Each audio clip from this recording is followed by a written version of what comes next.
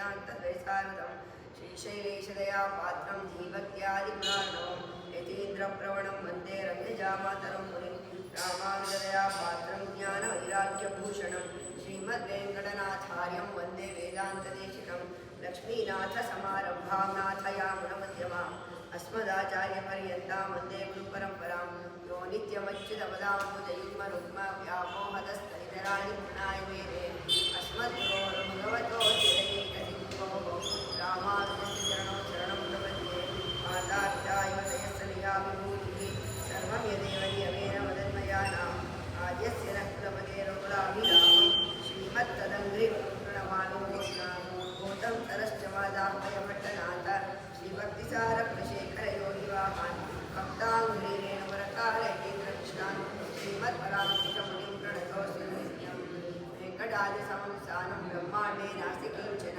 वेङ्कटेशसमो देवो न भूतो न भविष्यति हालैते நெறியுமென்றலர்மேல் மங்கியவரை மார்பார் நிகரில் புகழார் உலகமூன்றுடையாய் என்னை ஆழ்வானே நிகரில் அமரரும் முனைக்கணங்கள் விரும்பும் திருவேங்கடத்தானே புகழ் வந்தில்லா அடியேன் உன்னடி கீழ் அமர்ந்து புகுந்தேனே ஸ்ரீ விஷ்ணு சித்தகுலநந்தன கல்பவல்லிம் ஸ்ரீரங்கராஜ ஹரிச்சந்தன யோக திருஷ்யாம் சாட்சாத் க்ஷமா கருணையா கமலாவிவான்யாம் கோதாம் அனன்ய சரணம் சரணமகம் பிரபத்யே कर्कटे पूर्ववल्लभ्यां तुलसी काननोद्भवां आद्ये विश्वम्भरा पुरां वन्दे श्रीरङ्गनायकी लीलाधृतस्तनगिरितटीस्तुप्तम् उद्बोध्य कृष्णं आराध्यं संस्कृतशतशिरसिद्धपद्यापयन्ति गोचिष्टायां सर्वगणितुल्या बलास्मृत्य मुक्ते मोदा तस्यै नमैदल्यं भूय एवास्मि भूयः अन्नवयल् पुनवयाण्डानन्दर्गे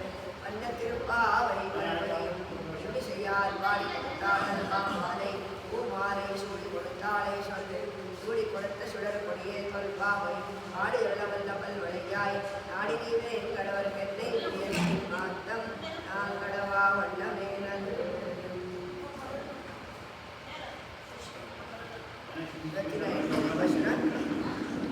கீழ்வானும் வெள்ளன்மை எருமை சிறு கீழு மேய்வான் பலந்தனகாட்டிக்குள்ள பிள்ளைகளும் போவான் போகின்றாரை போகாமல் காற்று உன்னை கூவான் வந்து நின்றோம் போதுகலமுடைய பாவாய் எழுந்திராய் பாடிப்பறை ஒன்று மாவாய் பிளந்தாரை மல்லரை மாட்டிய தேவாதி தேவனை சென்று நாம் சேவித்தால் ஆவாவின் நாராயணருளேலோர் ಎಂಬಾವಾಯ್.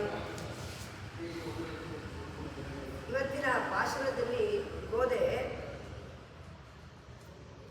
ಭಗವಂತನ ಅನುಭವ ಏನು ಅಂತಲೂ ಗೊತ್ತಿದ್ದು ಮಲಗಿದ್ದಾಳೆ ಅಂದ್ಕೊಂಡೆ ಎಬ್ಬಿಸ್ತಾಳೆ. ಏನಕ್ಕೆ ಗೊತ್ತಿದ್ದು ಅವಳು ಮಲಗಿದ್ಲು ಅಂದ್ರೆ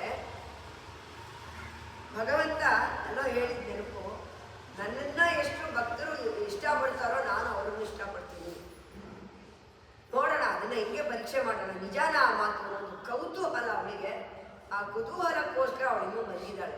ಹಾಗೆ ನಿದ್ದೆಲಿಲ್ಲ, ಅವಳು ಕೃಷ್ಣನೇ ಬರಬಹುದು ಅನ್ನೋದಕ್ಕೋಸ್ಕರ ಮಲಗಿದ್ದಾಳೆ ಅನ್ನೋ ರೀತಿ ಸನ್ನಿವೇಶವನ್ನ ತೋರಿಸ್ತಾ ಇದ್ದಾಳೆ. ಅಂದ್ರೆ ನಮ್ಮ ಮನಸ್ಸು ಅವನ ಚಿಂತೆಯನ್ನ ಮಾಡಿ ಅವನ ಅನುಭವದಲ್ಲಿದ್ದರೂ ಇನ್ನೇನಾದರೂ ಪವಾಡಗಳು ನಡಿಬಹುದಾ, ನನಗೆ ಬೇಕಾದ್ದೇನಾದರೂ ಭಗವಂತನೇ ಕೊಡಬಹುದಾ ಅನ್ನೋ ನಿರೀಕ್ಷೆ ಹೇಗೆ ಮಾಡುತ್ತೆ ಅನ್ನೋದನ್ನ ಇಲ್ಲಿ ತೋರಿಸ್ಕೊಟ್ಟಿದ್ದಾರೆ. ಸಾಮಾನ್ಯ ರೀತಿಯಾಗಿ ಎದ್ದೇಳಿಸ್ಬೇಕು ಅಂತಾನೆ ಬೆಳಗ್ಗೆ ಆಗಿದೆ ಎದ್ದೇಳು ಅಂತ ಹೇಳಬೇಕು. ಆ ರೀತಿಯ ಗುರುತುಗಳನ್ನ ಇಲ್ಲಿ ಹೇಳ್ತಾ ಇದ್ದಾಳೆ. ನಿನ್ನೆ ಮೊನ್ನೆಲ್ಲ ಪಕ್ಷಿ ಹಾರಿದ್ದನ್ನೆಲ್ಲ ಹೇಳಿದ್ದಾಳೆ. ಇವತ್ತಿನ ದಿನ கீழ்வானம் வெள்ளென்று எருமை சிறுவீடு. ಕೀಳ್ವಾನಂ ಬೆಳ್ಳ ತೆಗೆದೆ. ಕೀಳ್ವಾನ ಪೂರ್ವ ದಿಕ್ಕು ಬಿಳಿ ಆಗಿದೆ. ಬಿಳಿ ಆಯಿತು ಅಂತಂದ್ರೆ ಸೂರ್ಯೋದಯ ಆಗಿದೆ, ಬೆಳಕಾಗಿದೆ ಅನ್ನೋ ಅರ್ಥ. கீழ்வானம் வெள்ளன்னு எருமை சிறுவீடு. ಎರುಮೈ ಅಂದ್ರೆ ಎಮ್ಮೆ. ಇಷ್ಟು ದಿನ ಬರೀ ಹಸುಗಳನ್ನೇ ಹೇಳ್ತಾ ಇದ್ರು, ಎಮ್ಮೆ ಹೇಳ್ತಿದಾರಲ್ಲ, ಎಮ್ಮೆ ಯಾಕೆ ಗೋಕುಲದಲ್ಲಿ ಬಂತು ಅಂದ್ರೆ ನಮ್ಮ ತಾಮಸ ಗುಣವನ್ನ ಹೇಳೋದಕ್ಕೆ ಇಲ್ಲಿ ಎಮ್ಮೆಯ ಉದಾಹರಣೆಯನ್ನ ಕೊಟ್ಟಿದ್ದಾರೆ.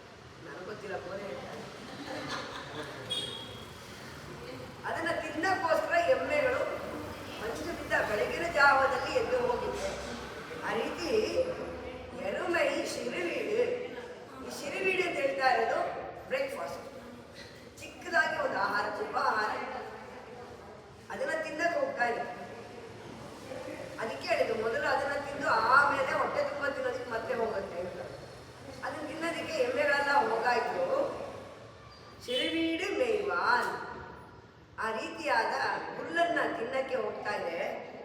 ಪರಂದನ ಕಾಣ್, ಇನ್ನೂ ನಿನಗೆ ಗೊತ್ತಾಗಿಲ್ವಾ? ಎಮ್ಮೆಗಳೇ ಹೋಗಾಯ್ತು, ನೀನಿನ್ನೂ ಮಲಗಿದೆಯಲ್ಲ ಎಮ್ಮೆ ತರ. ಹೋದ ದಿನ ಗ್ಯಾರಂಟಿ ನಮಗೆ ಹೇಳಿರೋದು ಅಲ್ಲೋ, ನನಗೆ ಅಂತಾನೆ ನಾನು ಹೇಳ್ಕೋಬಹುದು, ನಮಗೆ ಅಂತ ಪಾಪ ಭಾಗವತರಿಗೆಲ್ಲ ಹೇಳೋಷ್ಟದಿಲ್ಲ. ಆ ರೀತಿಯಾದ ಮಲ್ಕೊಳ್ಳೋ ಆಸೆ ಇನ್ನು ಬರ್ತಾ ಇರುತ್ತೆ. ಏನೇ ಗೊತ್ತಿರೋದು, ಏನೋ ಒಂದು ಅರ್ಜೆಂಟ್ ಕೆಲಸ ಇದ್ರೆ ಎದ್ದು ಓಡ್ತೀವಿ ವಿನಃ, ಇಲ್ಲಾಂದ್ರೆ ಇನ್ನು ಆ ನಿದ್ರೆ ಅನ್ನೋ ಒಂದು ಮಾಯೆ ನಮ್ಮನ್ನ ಅವಾಗವಾಗ ಆವರಿಸ್ಕೊಳ್ತಾನೇ ಇರುತ್ತೆ. ಎಚ್ಚರಗೊಂಡ್ರು ಮತ್ತೆ ನಾವು ಮಲಗ್ತಾ ಇರ್ತೀವಿ. ಹಾಗೆ ಅವಳು ಎಚ್ಚರಗೊಂಡಿದ್ದಾಳೆ, ಆದ್ರೆ ಅವಳನ್ನು ಎಬ್ಬಿಸ್ತಾ ಇದ್ದಾಳೆ. ಓವಾನ್ ನಿಕ್ಕುಳ್ಳ ಪಿಳ್ಳಾಳಂ ಓವಾನ್ ಓಹಿನ್ನಾರೈ ಓಹಾ ಮಲ್ಕಾತ್ತೆ. ಅವಳು ಕಣ್ಮುಚ್ಕೊಂಡೇ ಕೇಳ್ತಾ ಇದ್ದಾಳೆ, ಎಲ್ಲರೂ ಹೊಟ್ಟೋದ್ರ? ಬಂದು ನನ್ನ ನಿಮಿಷಕ್ಕೆ ಮಾತ್ರ ಬಂದಿದ್ದೀರಲ್ಲ ನೀವು, ಎಲ್ಲರೂ ಹೋಗಾಯ್ತಾ? ಅಥವಾ ಹೊಟ್ಟೋದ್ರ? ಹೊಟ್ಟೋದ್ರ ನಾನೇನು ಬರೋಸಲ್ಲ ಹೊಟ್ಟೆ ಹೋಗಿದ್ದಾರಲ್ಲ ಅವರು ಅಂತ ಕೇಳ್ತಾಳೆ. ಅದಕ್ಕೆ ಗೋದೆ ಹೇಳ್ತಾಳೆ, ಕುಳ್ಳ ಪಿಳ್ಳೆಗಳಂ ಓವಾನ್ ಓಹಿನ್ನಾರೈ ಹೋಗ್ತಾ ಇದ್ದಾರೆ, ಓಹಾ ಮಲ್ಕಾತ್ತೆ. ಹೋಗ್ತಾ ಇದ್ದಾರೆ, ಹೋಗ್ಬೇಡಿ ನಿಂತ್ಕೊಳ್ಳಿ. ಅವಳು ಇನ್ನೂ ಮಲಗಿದ್ದಾಳೆ, ತುಂಬ ಬೇಕಾಗಿದ್ದಳು. ಯಾಕೆ ಅಂತಂದ್ರೆ ಅವಳಿಗೆ ಭಗವದ್ ಅನುಭವ ಏನು ಅನ್ನೋದು ಗೊತ್ತಲ್ವಾ? ಅದನ್ನ ಗೊತ್ತಿರೋರ ಜೊತೆ ನಾವು ಇದ್ರೇನೆ ಇನ್ನೂ ಅದರ ಆಸೆ ಅಭಿವೃದ್ಧಿ ಇನ್ನೂ ಹೆಚ್ಚುತ್ತೆ. ಹಾಗಾಗಿ ಅವಳು ಬೇಕೇ ಬೇಕು ನಮ್ಮ ಸಮೂಹಕ್ಕೆ. ಅವಳನ್ನು ಎಬ್ಬಿಸ್ಕೊಂಡು ಬರ್ತೀವಿ, ಹೋಗ್ಬೇಡಿ ಇಲ್ಲೇ ನಿಂತೀರಿ ಅಂತ ಹೇಳ್ಬಿಟ್ಟು ಬಂದಿದ್ದೀರಿ, ಬೇಗ ಎದ್ದು ಬಾ. ಕಾತ್ರೆ ಉನ್ನೈ ಹೂವಾನ್ ಬಂದು ನಿನ್ನೋ. ಅವರೆಲ್ಲ ಇದ್ದಾರೆ,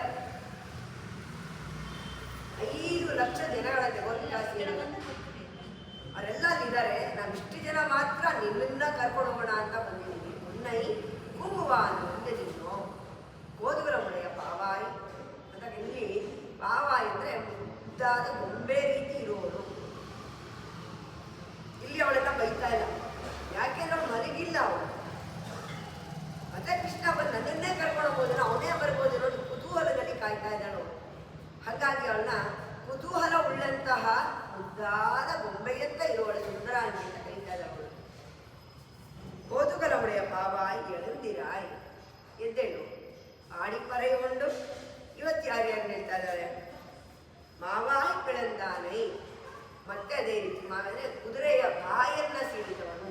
ಕೇಶಿ ಅವತಾರ ನೆನ್ನೆ ಹೇಳಿದ್ರೆ ಕೇಶವ ಹೇಗೆ ಹೇಳೋದು ಅದೇ ರೀತಿಯ ಕೇಶಿಯನ್ನ ಕುದುರೆಯ ಬಾಯನ್ನ ಸೀಳಿದವನು ಮಾವಾಯಿ ಬೆಳಂದಾನಿ. ಮಲ್ಲರೈ ಮಾಡ್ತೀಯ ಚಾಣೂರ ಮರ್ದನೆಂಬ ಮಲ್ಲರನ್ನ ಅವರ ಹುಟ್ಟನ್ನ ಅಡಗಿಸಿದವನು. ಅಂತಹವನ ಕೇಶ ದೇವಾದಿ ದೇವನಿಗೆ ಆ ರೀತಿಯಂತಹ ಎಲ್ಲ ದೇವತೆಗಳಿಗೂ ದೇವನಾದಂಥವನ ಶ್ರೀಮನ್ ನಾರಾಯಣನನ್ನ ಚೆಂದು ನಾವು ಸೇವಿದ್ದಾಲ್, ಅವನನ್ನ ಹೊಂದಿ ಅವನ ಬಳಿ ಸಾರಿ ಅವನಿಗೆ ನಾವು ನಮಸ್ಕರಿಸಿದರೆ, ಅವನ ಸೇವೆಗಳನ್ನ ಕೈಂಕರ್ಯವನ್ನ ನಾವು ಮಾಡಿದರೆ ಅವಾಗೇ ನಾರಾಯಣದ ಅರುಳು ಅವನೇ ಮಾಡ್ತಾನೆ. ಇವಾಗ ಬಂದ್ರ ಬನ್ನಿ ಅಂತ ಹೇಳಿಬಿಟ್ಟು ಅವನೇ ಎದ್ದು ಓಡ್ ಬರ್ತಾನೆ. ಇಲ್ಲಿ ಕಾಯ್ಬೇಡ, ನಾವೆಲ್ಲ ಹೋಗಿ ನಮ್ಮನ್ನು ನೋಡಿ ಅವನು ಅಲ್ಲಿಂದ ಅಥವಾ ನಮ್ಮ ಹತ್ರ ಬಂದ್ಬಿಡ್ತಾನೆ. ಅದಕ್ಕೆ ನೀನೂ ನಮ್ಮ ಜೊತೆ ಬಾ, ಆವಾಗ ನಾರಾಯಣ ಅರುಳ್ ಏನೋ.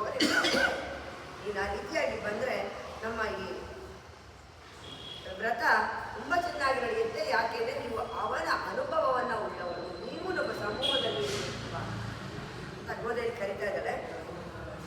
ಇದು ಭಾವಾರ್ಥ, ಭಾಷಣದ ಭಾವಾರ್ಥ. ಇದರಲ್ಲಿ ವಿಶೇಷವಾದೇನಿದೆ ಅಂತಂದರೆ, ಅವಳು ಹೇಳ್ತಾಳೆ, ನೀವೇನು ಹೇಳ್ತಿದ್ದೀರಾ ಎಮ್ಮೆ ಹೋಗ್ತಾ ಬೆಳಗ್ಗೆ ಆಗಿದೆ, ಎಮ್ಮೆಗಳಿಂದ ಹೋಗಿ ಶಿಬಿರ ತಿನ್ನಕ್ಕೆ ಹೋಗ್ತಾ ಇದೆ ಅಂತ ನೀವು ಹೇಳಿದ್ದೀರಲ್ಲ, ಅದು ಎಮ್ಮೆನೂ ಅಲ್ಲ ಬೆಳಕಾಗಿರೋದು ಅಲ್ಲ. ಇವಳಿಗೆ ಮುಂದೆ ಬಂದಿರುವಂತಹ ಭಾಗವತರ ಗುಣಗಳೇನು ಅಂತ ಗೊತ್ತು.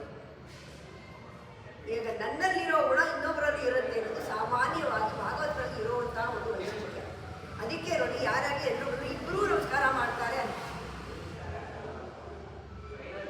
ನನ್ನಲ್ಲಿರೋವನೇ ಅವನಂತೇನೆ. ಯಾಕೆಂದ್ರೆ ನಾನು ಹೇಗೆ ಅವನ ಬಗ್ಗೆ ಚಿಂತಿಸ್ತೀನೋ ಅವರೂ ಚಿಂತಿಸಿರ್ತಾರೆ, ಅವರಲ್ಲೂ ಪರಮಾತ್ಮ ಇದ್ದಾನೆ, ಇಬ್ಬರದು ಒಂದೇ, ಅವನದೇ ನಾವು ಕೈಕರ್ಯ ಒಬ್ಬರಲ್ಲೂ ಅಂತ ಹೇಳಿ ಇಬ್ಬರು ಒಬ್ಬರಿಗೊಬ್ಬರು ನಮಸ್ಕಾರ ಮಾಡುತ್ತವರು. ಹಾಗೆ ಒಳಗು ಮಲಗಿರೋಳಿಗೆ ಇಲ್ಲಿ ಬಂದಿರೋ ಸಮೂಹದಲ್ಲಿರೋ ಭಗವದ್ ಗೋಷ್ಠಿಯ ಒಂದು ಗುಣ ಗೊತ್ತು. ಅದಕ್ಕೆ ಅವಳು ಹೇಳ್ತಾಳೆ, ಇದು ಬೆಳಗ್ಗೆ ಆಗಿಲ್ಲ, ನೀವು ಸದಾ ಕಾಲ ಭಗವಂತನ ಚಿಂತನೆಯನ್ನ ಮಾಡಿ ಮಾಡಿ ಮಾಡಿ ನಿಮ್ಮ ಮುಖದಲ್ಲಿ ಆ ರೀತಿ ಒಂದು ತೇಜಸ್ಸು ಬಂದಿದೆ. ಹೋದ ಭಾಷಣದೆಲ್ಲ ಹೇಳಿದ್ರು, ಅವನ ನಾಮ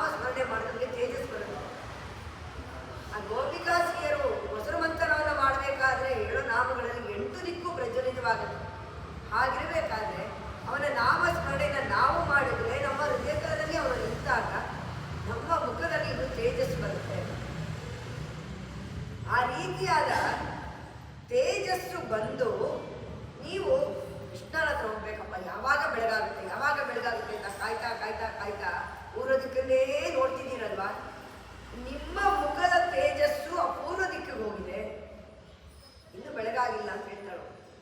ಅಂದ್ರೆ ಇಲ್ಲಿ ಒಬ್ಬರಿಗೆ ಒಬ್ರು ಹೇಗೆ ಹೊಗಳ್ತಿದ್ದಾರೆ, ಭಗವನ್ ನಾಮ ಸ್ಮರಣೆಯಿಂದ ಯಾವ ರೀತಿಯ ತೇಜಸ್ಸು ನಮ್ಮಲ್ಲಿ ಬರುತ್ತೆ ಅನ್ನೋದನ್ನ ಒಳಗಡೆ ಇರೋರು ಹೊರಗಡೆ ಇರೋರಿಗೆ ಹೇಳ್ತಾ ಇದ್ದಾಳೆ, ಹೊರಗಡೆ ಇರೋರು ಇವ್ರಿಗೆ ಹೇಳ್ತಿದ್ದಾರೆ.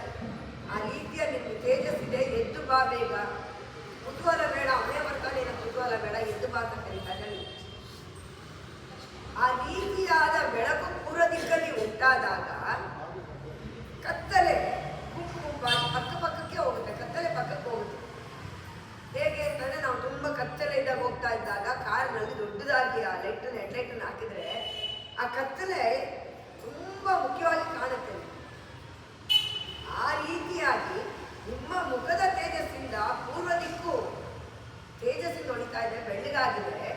ಆ ರೀತಿ ಬೆಳ್ಳಗಾಗಿದ್ದಾಗ ಕತ್ತಲೆಯ ಕಪ್ಪು ಹಾಗೆ ಮುಂದಕ್ಕೆ ಹೋಗ್ತಾ ಇದೆ. ಅದನ್ನ ನೀವು ನೋಡಿ ಎಮ್ಮೆ ಎದ್ದು ಈ ಹುಲ್ಲನ್ನು ತಿನ್ನಕ್ಕೆ ಹೋಗ್ತಾ ಇದೆ ಅಂತ ಅನ್ಕೊಂಡಿದ್ದೀರಾ, ಇನ್ನು ಬೆಳಗಾಗಿಲ್ಲ ಅಂತ ಹೇಳ್ತಾರೆ. ಯಾವ ರೀತಿಯ ಒಬ್ಬರಿಗೊಬ್ಬರೇ ಮನಸ್ಸಿನಲ್ಲಿ ಇರುವಂತಹ ಕೃಷ್ಣನ ಭಾವ ಬಂದಾಗ ಹೇಗೆ ತೇಜಸ್ಸು ಬರುತ್ತೆ ಅಂತ ಒಬ್ರಿಗೊಬ್ರು ನೀವು ಹೇಳ್ಕೊಳ್ತಾರೆ. ಸರಿ, ನಾನೇನೋ ಗೆದ್ದು ಬರ್ತೀನಿ, ನೀವೆಲ್ಲ ಬೇರೆಯವರೆಲ್ಲ ಹೊಟ್ಟೋಗಿದಾರಲ್ಲ, ಅಷ್ಟೊಂದು ಜನ ಬರ್ತೀನಿ ಅಂತಿರಲ್ಲ, ಎಲ್ಲಿ ಯಾರು ಕಾಣ್ತಿರಲ್ಲ, ಹೊಟ್ಟೋದ್ರೆ ಅವರಲ್ಲ ಅಂದಾಗ, ಇಲ್ಲ ಎಲ್ಲರೂ ಹೊರಟೋಗ್ತಾ ಇದ್ರು, ನನ್ನ ನಿಲ್ಲಿಸ್ಬಿಟ್ಟು ನಿನ್ನ ಕರ್ಕೊಂಡು ಹೋಗಕ್ಕೆ ಬಂದಿದ್ದೀನಿ. ಕೃಷ್ಣ ಎಲ್ಲಿ ಹೇಳಿದ್ದಾನೆ, ಯಾಕೆ ಕಾಯ್ತಾ ಇದ್ದಾಳೆ ಅಂತಂದ್ರೆ, ಭಗವದ್ಗೀತೆಯಲ್ಲಿ ಪ್ರಿಯೋ ಹಿ ಜ್ಞಾನಿನೋ ಅತ್ಯರ್ಥಂ ಅಹಂಚ ಮಮ ಪ್ರಿಯ ಅಂತ ಕೃಷ್ಣ ಹೇಳಿದ್ದಾನೆ ಭಗವದ್ಗೀತೆಯಲ್ಲಿ 7ನೇ ಅಧ್ಯಾಯ 12ನೇ ಶ್ಲೋಕದಲ್ಲಿ. ಭಗವದ್ಗೀತೆಯನ್ನ ಯಾಕೆ ಎಲ್ಲದಕ್ಕೂ ಉದಾಹರಣೆಗೆ ತಗೊಂಡಿದ್ದಾರೆ ಅಂತಂದ್ರೆ, ಸಾಕ್ಷಾತ್ ಭಗವಂತನೇ ಹೇಳಿರುವಂತ ಮಾತು. ಯಾಕಂದ್ರೆ ಭಾಷಣದಲ್ಲಿ ಹೇಳ್ತಾಳೆ, ನಾಯಿ ನೆನ್ನೆಲೇ ವಾಯನೆ ಅಂತ, ಅಂದ್ರೆ ಮುಂಚೆನೆ ನಮ್ಗೆ ಹೇಳಿದ್ದಾನೆ, ಅದಕ್ಕೆ ನಾವು ನಿನ್ನ ಹತ್ರ ಬಂದಿದ್ದೀವಿ. ನಿನ್ನೆಲೇ ಅಂದ್ರೆ ಯಾವಾಗ? ಭಾಷಣಗಳಲ್ಲಿ ಆಗಕ್ಕೆ ಮುಂಚೆ ಗೋದೆ ಹೋಗಿ ನಾನು ಕೃಷ್ಣನ್ನ ಭೇಟಿ ಮಾಡಿ ಬಂದಿಲ್ಲ, ಇಲ್ಲ, ಮುಂಚೆನೆ ಹೇಳಿದ್ದಾಳೆ. ನಾವು ಅರ್ಥ ಮಾಡ್ಕೊಳ್ಳಿಕ್ಕೋಸ್ಕರ ಆ ಮಾತನ್ನ ಹೇಳಿರೋದು. ಚರ್ಮ ಶ್ಲೋಕಗಳು 3. ಅದರಲ್ಲಿ ಭಗವಂತ ಹೇಳಿದ್ದಾನೆ, ಯಾರನ್ನ ಸ್ಮರಣೆ ಮಾಡ್ತಿರೋ ಅವ್ರ ಪಾಪಗಳೆಲ್ಲ ನಾನು ಹೋಗಿಸ್ತೀನಿ, ನಾನು ನಿಮ್ಮನ್ನ ನೋಡ್ಕೊಳ್ತೀನಿ. ವರಹರ್ ಹೇಳಿರೋದು, ನಾನು ನಯಾಮಿ ಪರಮಾಗತಿ ಅಂತ ಹೇಳ್ತೇನೆ. ಇಲ್ಲಿ ಭಗವದ್ಗೀತೆಯಲ್ಲಿ ಅವನು ಹೇಳ್ತಾನೆ, ಪ್ರಿಯೋ ಹಿ ಜ್ಞಾನಿನೋ ಅತ್ಯರ್ಥಂ. ರಾಮಾನುಜ ಹೇಳ್ತಾರೆ, ಅತ್ಯರ್ಥಂ ಅಂದ್ರೆ 2 ಕಡೆ ತಗೋಬೇಕು ಅಂತ. ಪ್ರಿಯೋ ಹಿ, ನಾನು ನಿನಗೆ ಪ್ರಿಯ, ನೀನು ನನಗೆ ಪ್ರಿಯ. ಪ್ರಿಯೋ ಹಿ ಜ್ಞಾನಿನೋ ಅತ್ಯರ್ಥಂ ಅಹಂಶ್ಚ ಮಮ ಪ್ರಿಯ. ಅವರು ನನಗೆ ತುಂಬಾ ಪ್ರಿಯ ಅಂತ ಹೇಳ್ಬಿಟ್ಟಿದ್ದಾರೆ. ಸಾಕ್ಷಾತ್ ಕೃಷ್ಣನೇ ಹೇಳಾಗಿದೆ ಇಲ್ಲ. ಆಗಿರೋದ್ರಿಂದ ನಾವೆಲ್ಲ ಅವನನ್ನ ತುಂಬಾ ಇಷ್ಟಪಡ್ತಾ ಇದ್ದೀವಿ. ಹಾಗಿದ್ಮೇಲೆ ಅವನು ನಮ್ಮನ್ನು ಇಷ್ಟಪಡಲೇಬೇಕಲ್ವ, ಅವನ ಮಾತಿನ ಪ್ರಕಾರ ಅವನು ನಮ್ಮನ್ನು ಇಷ್ಟಪಡಲೇಬೇಕು.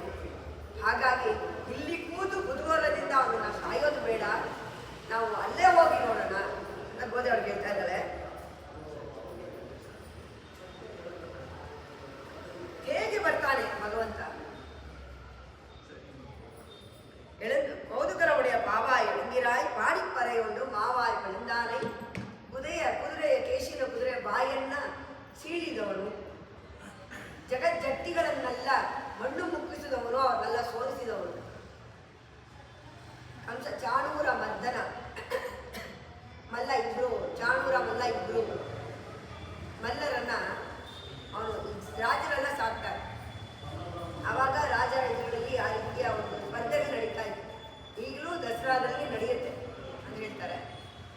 ಆ ಥರ ನಡೆದು ಯಾರು ತುಂಬಾ ಬಲಶಾಲಿಯಾಗಿರ್ತಾರೋ ಅಂತಹ ಇಬ್ಬರನ್ನ ಕೃಷ್ಣನ ಮೇಲೆ ಮಲ್ಲ ಯುದ್ಧಕ್ಕೆ ಅವನು ಕಳಿಸ್ತಾನೆ. ಅವನು ಅನ್ಕೊಂಡಿರ್ತಾನೆ ಮಗು ತಾನೆ, ಇವರು ಎಡಗೈ ಹಿಡಿದ್ರೆ ಅವನು ಹೋಗ್ಬಿಡ್ತಾನೆ.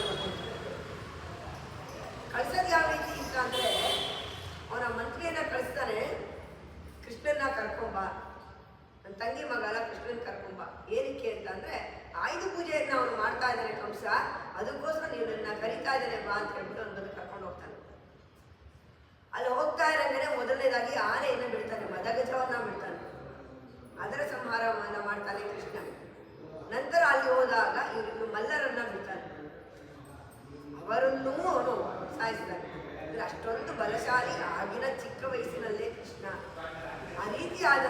ಬಲಶಾಲಿಯಾಗಿರುವಂತಹ ಕೃಷ್ಣನ ಹೆಸರನ್ನ ನಾಮಸ್ಮರಣೆಯನ್ನ ನಾವು ಮಾಡೋಣ. ಅದರಲ್ಲಿ ನೀನು ತುಂಬಾ ಪರಿಣಿತಿ ಹೊಂದಿದೀಯಾ. ಆದರೆ ನೀನು ಇಲ್ಲಿ ಕಾಯಬೇಡ, ಕೃಷ್ಣನನ್ನ ಅಲ್ಲಿ ಕಾಯೋಣ. ಅವನನ್ನೇ ನಾವು ದರ್ಶನ ಮಾಡೋದಕ್ಕೆ ಹೋಗೋಣ, ಅವನ ಸಾನ್ನಿಧ್ಯವನ್ನ ಪಡೆಯೋಣ.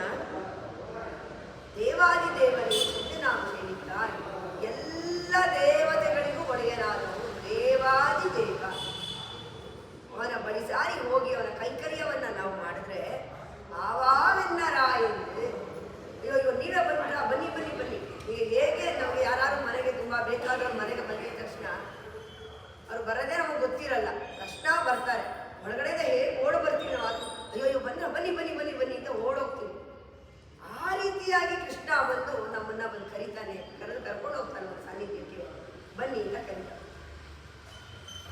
ಈ ರೀತಿ ಗೋದೆ ಹೇಳೋದಕ್ಕೆ ಎಲ್ಲಿದೆ ಒಂದು ದೃಷ್ಟಾಂತ ಅಂದ್ರೆ, ರಾಮಾಯಣದಲ್ಲಿ ರಾಮ ಚಿತ್ರಕೂಟದಲ್ಲಿ ಓಡಾಡ್ತಾ ಇರ್ಬೇಕಾದ್ರೆ ಋಷಿ ಮುನಿಗಳೆಲ್ಲ ಬರ್ತಾರಂತೆ ಅವನನ್ನ ನೋಡೋದಿಕ್ಕೆ. ಈ ಥರ ನಮಗೆ ರಾಕ್ಷಸರಿಂದ ಅಲ್ಲ ತುಂಬಾ ತೊಂದರೆ ಆಗ್ತಾ ಇದೆ, ನಮ್ಮನ್ನ ಕಾಪಾಡಬೇಕು, ನಮ್ಮ ರಕ್ಷಣೆಯನ್ನ ನೀನು ಮಾಡಬೇಕು ಅಂತ ಕೇಳೋದಿಕ್ಕೆ ರಾಮ ಅಲ್ಲಿ ಬಂದಿದ್ದಾನೆ ಅಂತ ಗೊತ್ತಾಗಿದ್ದಂತ ಋಷಿಮುನಿಗಳೆಲ್ಲ ನೀವು ಹೋಗ್ತಾರೆ ಅದನ್ನು ಕೇಳಕ್ಕೆ. ರಾಮ ಅವರೆಲ್ಲ ಬರ್ತಿದ್ದು ನೋಡ್ಬಿಟ್ಟು ತಕ್ಷಣ ಓಡೋಗಿ ಅವನಿಗೆ ನಮಸ್ಕರಿಸಿ ಹೇಳ್ತಾರಂತೆ, ಉಪಸ್ಥೇಯ ಉಪಸ್ಥಿತ. ಅಯ್ಯೋ, ನಾನು ನಿಮ್ಮ ಮುಂದೆ ಉಪಸ್ಥಿತನಾಗಬೇಕಿತ್ತು, ನಿಮ್ಮಷ್ಟು ಉದಾರ ಮನಸ್ಸು, ನೀವೇ ನನ್ನ ಬಳಿ ಬಂದ್ಬಿಟ್ಟಲ್ಲ, ಏನಾಗಬೇಕಿತ್ತು ನಿಮಗೆ ಅಂತ ಕೇಳಿದ್ನಂತೆ. ಆ ಒಂದು ಸನ್ನಿವೇಶವನ್ನು ಇಟ್ಕೊಂಡಿದ್ದು ಗೋದೆ ಹೇಳ್ತಾ ಇದ್ದಾಳೆ, ನಾವು ಹೋದ್ರೆ ಅದೇ ರೀತಿ ಕೃಷ್ಣ ಬಂದೇ ಬರ್ತಾನೆ ನಮ್ಮ ಹತ್ರ. ಎಲ್ಲ ಪಾಶುರದಲ್ಲೂ ಹೇಳಿದ್ದಾನೆ, ಯಾರು ನನಗೆ ಶರಣಾಗ್ತಾರೋ ಅವರನ್ನ ನಾನು ಕಾಯ್ತೀನಿ. ಓಂ ನಮೋ ನಾರಾಯಣಾಯ, ನಮ್ಮ ರಕ್ಷಣೆಯನ್ನ ಅವನೇ ಮಾಡ್ತಾನೆ. ಅದು ನಮಗೆ ಗೊತ್ತಾಗಿ ನಾವು ಅವನ ಬಳಿ ಹೋಗೋದ್ರಿಂದ ಅವನು ಶರಣ್ಯರನ್ನ ಸದಾಕಾಲ, ಶರಣ್ಯನಾದ ಅವನು ಶರಣಾಗತನಾದ ನಮ್ಮನ್ನ ಸದಾಕಾಲ ಕಾಪಾಡ್ತಾನೆ. ಅದಕ್ಕೆ ಇನ್ನೊಂದು ಉದಾಹರಣೆ ವಿಭೀಷಣ. ವಿಭೀಷಣ ಕೂಡ ಅವನೇನು ಹೇಳ್ಬಿಟ್ಟು ರಾಮನ ಹತ್ರ ಹೋಗ್ಲಿಲ್ಲ, ನಾನು ಬರ್ತೀನಿ ನೀನನ್ನು ಕಾಪಾಡ್ತೀಯ ಕೇಳ್ಬಿಟ್ಟು ಹೋಗ್ಲಿಲ್ಲ. ರಾವಣನಿಗೆ ಬುದ್ಧಿವಾದ ಹೇಳ್ತಾನೆ, ಈ ರೀತಿ ಮಾಡೋದು ತಪ್ಪು ಬೇಡ ಅಂತಂದಾಗ ಅವನ ಮಾತನ್ನ ಕೇಳೋದಿಲ್ಲ. ಸೊ ದುಷ್ಟರ ಸಂಘದಲ್ಲಿರೋದು ತಪ್ಪು ಬೇಡ ಅಂತ ಹೇಳಿ ಅವನು ರಾಮನ ಹತ್ರ ಅವನು ಹೋಗ್ತಾನೆ, ಅವನಿಗೆ ಶರಣಾಗತಿಯಾಗಲಿಕ್ಕೆ ಹೋಗ್ತಾನೆ. ವಿಭೀಷಣ ಹೇಳ್ತಾನೆ, ಸೀತೆಯನ್ನ ಇಲ್ಲಿ ಇನ್ನೂ ಅವಕಾಶ ಇದೆ ನಿನಗೆ, ಈಗಲೂ ಸೀತೆಯನ್ನು ಬಿಟ್ಟುಕೊಡು, ನೀನು ಅವನು ಖಂಡಿತ ನಿನ್ನನ್ನು ಕಾಪಾಡ್ತಾನೆ, ಅವನು ಶರಣಾಗತ ರಕ್ಷಕ ಅಂತ. ರಾವಣ ಯಾಕಂದ್ರೆ ಅವನ ಅದನ್ನ ಆಗಬೇಕು, ಅವನ ಅವತಾರದಲ್ಲಿ ಮುಗಿಬೇಕು. ದೇವಿದೇರೋ 3 ಅವತಾರಗಳಲ್ಲಿ ಅದು.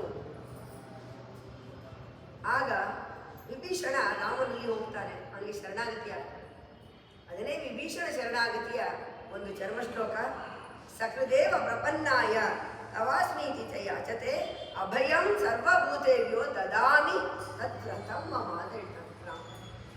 ರಾಮನಿಗೆ ವ್ರತಗಳನ್ನು ತಗೊಂಡ ಅಭ್ಯಾಸ ಯಾವಾಗಲೂ. ನನ್ನ ವ್ರತ ಅಂತ ಅಂದ್ರೆ ಇಲ್ಲೇ ಹೇಳ್ತಾ ಇರೋದು. ಏನಕ್ಕೆ ಇದನ್ನ ವ್ರತ ಅಂತ ಹೇಳ್ತಾರೆ ಅಂದ್ರೆ, ಬರೀ 30 ದಿನಗಳಿಗೋಸ್ಕರ ಅಲ್ಲ, ಇಡೀ ನಮ್ಮ ಜೀವನದಲ್ಲಿ ಪಾಲನೆಯನ್ನ ಮಾಡಬೇಕಾಗಿರೋದು. ವ್ರತ ಅಂತಾನೆ ಯಾಕೆ ಹೇಳ್ತಾರೆ ಅಂದ್ರೆ, ನಾವೊಂದು ವ್ರತ ಹಿಡ್ದಿದ್ದೀವಪ್ಪ, ಇನ್ನೊಂದು 10 ದಿನ ನಾವಿಲ್ಲಿ ಇದು ಮಾಡಂಗಿಲ್ಲ. ಆ 10 ದಿನಗಳ ಕಾಲ ಕಟ್ಟುನಿಟ್ಟಾಗಿ ಆ ಪಾಲನೆಯನ್ನ ನಾವು ಮಾಡ್ತೀವಿ. ಹಾಗಾಗಿ ನಾವು ವ್ರತಗಳನ್ನ ಪಾಲಿಸಬೇಕು ಅಂತ ಹೇಳೋದು. ಇನ್ನೊಂದು ಹೇಳ್ತಾರೆ, ನಾವು ಬಂದಾಗ ವಿಭೀಷಣ ಬಂದಾಗ ಯಾರ್ಯಾರು ನನಗೆ ಶರಣಾಗತರಾಗಿ ಬರ್ತಾರೋ, ಪ್ರಪನ್ನ ಅಂದ್ರೆ ಶರಣಾಗತ, ಅಂತಹವರ ಯೋಗಕ್ಷೇಮನ ನಾನು ನೋಡ್ಕೊಳ್ತೀನಿ, ಅವರಿಗೆ ಅಭಯವನ್ನ ಕೊಡ್ತೀನಿ. ನಾನು ಅಭಯಂ ಸರ್ವಭೂತೇಭ್ಯೋ, ಪ್ರಪಂಚನಾದ ಎಲ್ಲ ಸರ್ವಭೂತಗಳಿಗೆ ನಾನು ಅಭಯವನ್ನ ಕೊಡ್ತೀನಿ. ದದಾಮಿ ಅಭಯಂ ದದಾಮಿ ತದ್ ವ್ರತಂ ಮಮ, ಇದು ನನ್ನ ವ್ರತ ಅಂತ ಹೇಳ್ತಾರೆ. ಒಂದು ಚಿಕ್ಕ ಕಥೆನ ಹೇಳ್ತಾರೆ, ನಮ್ಮಂಥವ್ರು ಯಾರು ಪ್ರವಚನಕಾರ ಮಾಡಿದ್ರು, ಎಲ್ಲಿ ಅದಕ್ಕೆ ಆಧಾರ ಇಲ್ಲ, ಕಥೆಗಳ ಮಧ್ಯೆ ಹೇಳ್ತಾ ಇದ್ರೆ ಸ್ವಾರಸ್ಯ ಇರುತ್ತೆ ಅಂತ. ಒಂದು ಬಾರಿ ರಾಮ ಬಾಣವನ್ನ ಹಿಂಗೆ ಕೆಳಗೆ ಇಟ್ಬಿಟ್ಟು ಕೂತು ಮಾತಾಡ್ತಿರ್ತಾನಂತೆ. ಬಾಣದ ತುದಿಯನ್ನ ಕೆಳಗಡೆ ಮಾಡಿರ್ತಾನೆ, ಅದ್ರ ಕೆಳಗಡೆಗೆ ಒಂದು ಕಪ್ಪೆ ಸಿಕ್ಕಾಕೊಂಡಿರುತ್ತಂತೆ, ಆ ಬಾಣದ ಚೂಟು. ಏನೋ ಮತ್ತೆ ನೋಡಿದಾಗ ಆವಾಗ ರಾಮ ನೋಡ್ತಾನೆ, ಅಯ್ಯೋ ಕರಿಬಾರ್ದಿತ್ತ,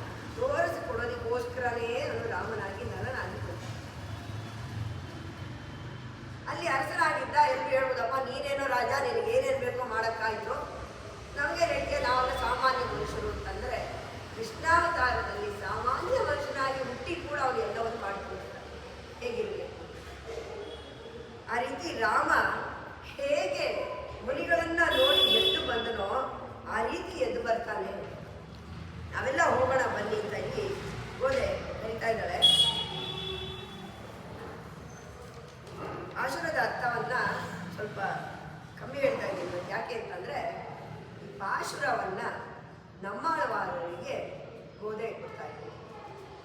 ಹೇಗೆ ನಮ್ಮಾಳ್ವಾರಿಗೆ ಹೇಳ್ತಾ ಇದ್ದಾರೆ ಅಂತಂದರೆ, ಶಿರುವೀಡು ಅಂತ ಒಂದು ಹಾಲು ಬರ್ತೀವಿ. ಈ ನಮ್ಮಾಳ್ವಾರ ಪಾಶುರದಲ್ಲಿ ವೀಡು ಮಿನ್ ಉತ್ತಮಂ ವೀಡು ಶೈಡು ಅಂತ ಬರುತ್ತೆ. ಅವರು ಆ ವೀಡು ಅಂತೆಲ್ಲ ಹೇಳಿದ್ದಾರೆ. ಆ ವೀಡು ಅಂದರೆ ಅರ್ಥ ಏನು? ಶಿರುವೀಡು ಅಂದರೆ ಇಹಲೋಕ, ಭೂಮಿ.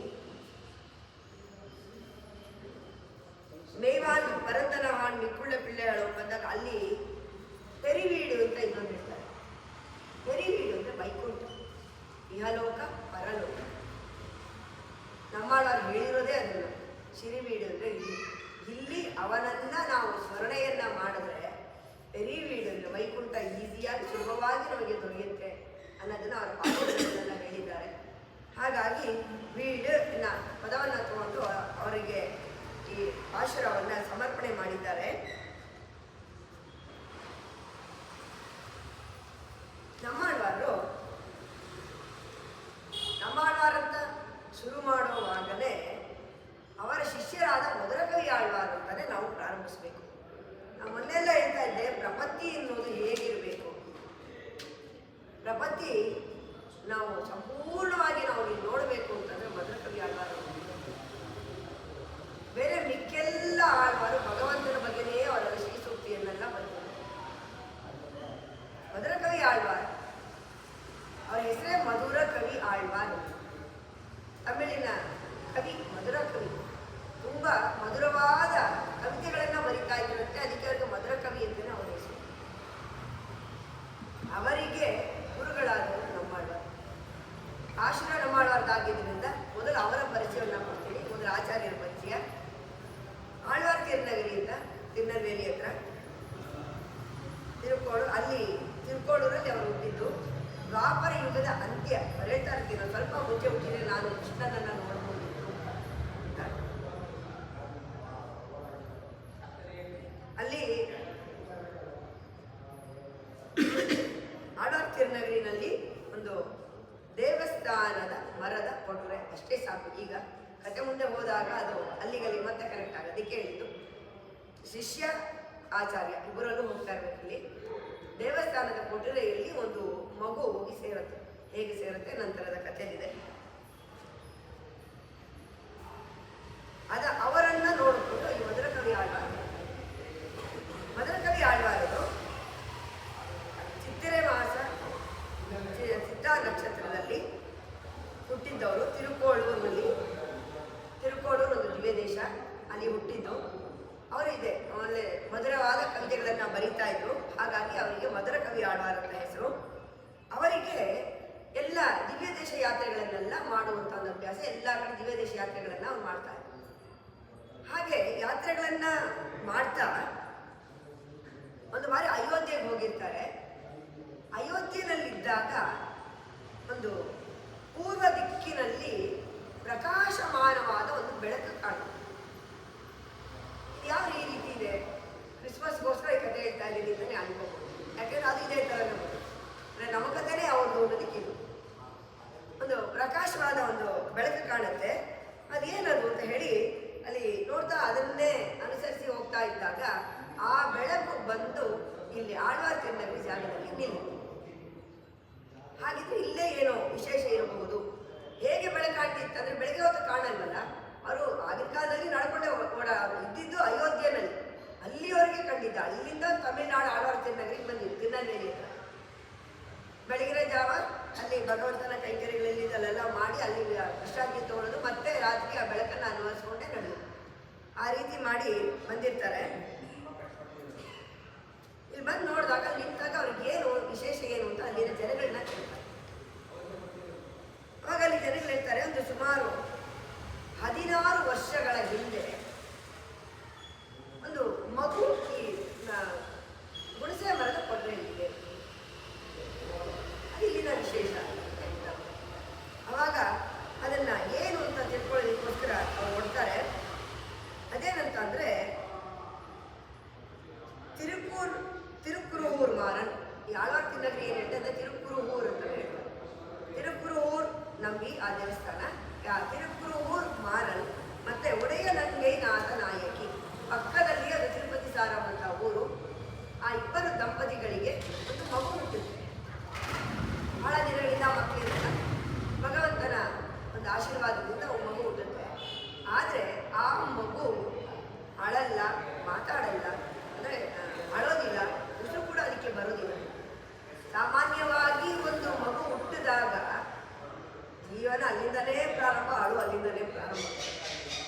ಮಗು ಅಳಬೇಕು, ಆಗಲೇ ಓ ಮಗು ಚೆನ್ನಾಗಿದೆ ಉಸಿರಿನ ಆಗ್ತದೆ.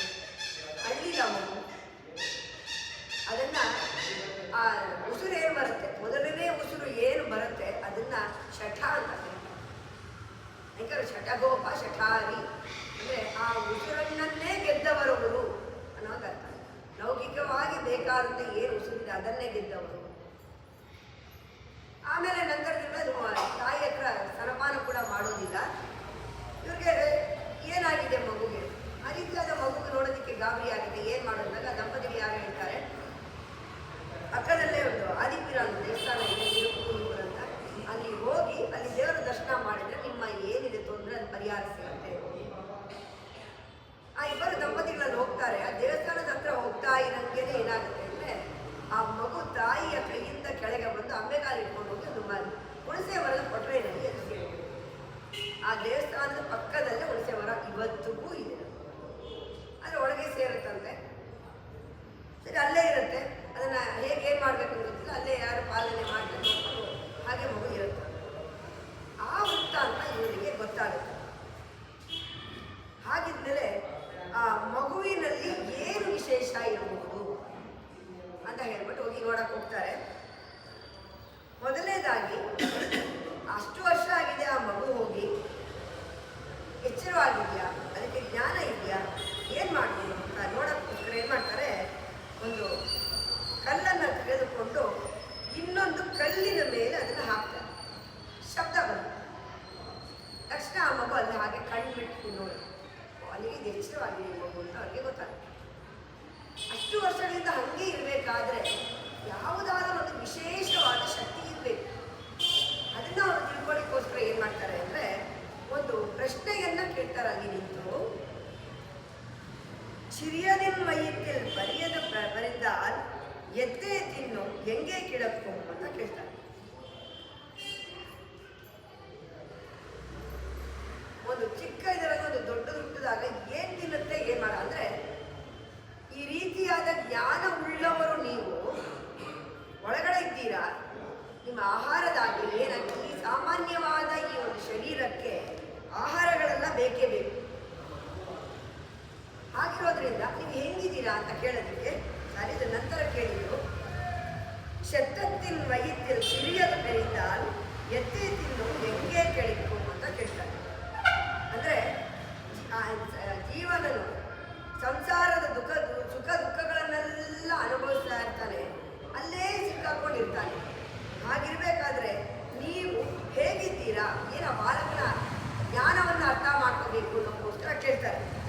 ಚಿತ್ತತ್ತಿನ ವೈದ್ಯರು ಸಿರಿಯದು ಬೆರೆದಾಲ್ ಎತ್ತೆ ತಿನ್ನು ಹೆಂಗೆ ಕೆಳಕು. ಅದಕ್ಕೆ ಒಳಗಿಂದ ಒಂದು ಉತ್ತರ ಬರುತ್ತೆ, ಅತ್ತೇ ತಿನ್ನು ಹಂಗೆ ಕೆಳಕು. ಇದಾಗ ಜ್ಞಾನಿಯಿಂದ ಗೊತ್ತಾಗತ್ತೆ. ಹಂಗಾಗಿ ಮತ್ತೆ ಈ ಇನ್ನೊಂದು ಪ್ರಶ್ನೆಯನ್ನ ಕೇಳ್ತಾರೆ. ಸಿರಿಯದ ವೈದ್ಯರು ಬೆರಿಯದು ಬೆರೆದಾಲ್ ಎತ್ತೆ ತಿನ್ನು ಹೆಂಗೆ ಕೆಳಕು ಅಂತ ಅಂದ್ರೆ ಮತ್ತೆ ಅದೇ ಉತ್ತರ ಬರುತ್ತೆ, ಅತ್ತೆ ತಿನ್ನು ಹಂಗೆ ಕೆಳಕು. ಹಂಗಂದ್ರೆ ಏನಂದ್ರೆ ಚಿಕ್ಕ ಹೊಟ್ಟೆನಲ್ಲಿ ದೊಡ್ಡದು ಬೆಳೆಯೋದು ಅಂತ. ಅಂದ್ರೆ ಸಾಮಾನ್ಯವಾದ ಒಂದು ಮಗುವಿನ ಜ್ಞಾನದಲ್ಲಿ ದೊಡ್ಡ ಜ್ಞಾನವನ್ನು ಉಂಟಾಗುತ್ತೆ. ಮೊದಲನೇದ್ರಲ್ಲಿ ಆ ಮಗುಗೆ ಎಷ್ಟು ಜ್ಞಾನ ಇದೆ ಅನ್ನೋದು ಅವ್ರಿಗೆ ಗೊತ್ತಾಯಿತು. ಅದನ್ನೇ ಕೇಳಿದಾಗ ಅತ್ತೆ ತಿನ್ನು ಹಂಗೆ ಕಡಿಮೆ ಅಂದ್ರೆ ಜ್ಞಾನ ಉಂಟಾದಾಗ ಹೇಗಿರುತ್ತೆ, ಏನ್ ಮಾಡುತ್ತದು ಅಂತಂದಾಗ ಅದನ್ನೇ ತಿನ್ನುತ್ತೆ. ಅಂದ್ರೆ ಭಗವಂತನ ಜ್ಞಾನ ಉಂಟಾಗಿರುತ್ತೆ, ಭಗವಂತನ ನಾಮ ಸ್ಮರಣೆನೇ ಅದಕ್ಕೆ ಆಹಾರ, ಅದನ್ನೇ ತಿನ್ನುತ್ತೆ, ಅದರಲ್ಲೇ ಬೆಳೆಯುತ್ತೆ ಅಂತಂದಾಗ ಇಲ್ಲಿ ಯಾವುದೋ ಒಂದು ಜ್ಞಾನಿಯಾದವರೇ ಇಲ್ಲಿರೋದು ಅಂತ ಗೊತ್ತಾಗುತ್ತೆ. ಅವತ್ತಿಂದ ಆ ಜ್ಞಾನಿಗೆ ನಾವು ಶಿಷ್ಯನಾಗಿದ್ದು ಕೈಂಕರ್ಯವನ್ನು ನಾನು ಮಾಡಬೇಕು ಅಂತ ಹೇಳಿ ಭದ್ರಕವಿ ಆಳ್ವಾರರು ನಿಶ್ಚಯವನ್ನು ಮಾಡ್ತಾರೆ. ಅದೇ ರೀತಿಯಾಗಿ ಅವರಿಗೆ ಶಿಷ್ಯನಾಗಿ ಇರ್ತಾರೆ. ಅದೇ ರೀತಿಯಾದ ಜ್ಞಾನವನ್ನು ಪಡಿತಾ ಅಲ್ಲೇ ಇರ್ತಾರೆ. ಹೇಗಿರ್ತಾರೆ ಅಂತಂದ್ರೆ ಇವರ ಅದನ್ನು ಬೇರೆ ಎಲ್ಲ ಹಳೆ ಏನೇನು ಬರ್ತಿದ್ರು ಎಲ್ಲ ಯಾವುದೂ ಇಲ್ಲಿ ಜನಗಳಿಗೆ ಇಲ್ಲ. ಅವರಿಗೋಸ್ಕರ ಆಚಾರ್ಯರಿಗೋಸ್ಕರ ಕಣ್ಣೀರನ್ನು ಚಿರತಾಂಬಿನಾಲ್ 11 ಪಾಶುರವನ್ನು ಆಚಾರ್ಯರಿಗೋಸ್ಕರನೇ ಒದ್ದಿರೋದು. ದೇವು ಮತ್ತರಿಗೆ ಕುರುವೂರು ನಂಬಿ ಹೇಳ್ತಾರೆ. ಕುರುವೂರು ನಂಬಿ ಅಂತಂದ್ರೆ ಈಗ ನಾನು ನಮ್ಮಾಡುವಾರ ಅಂತ ಹೇಳ್ತಲ್ಲ, ಹೌದು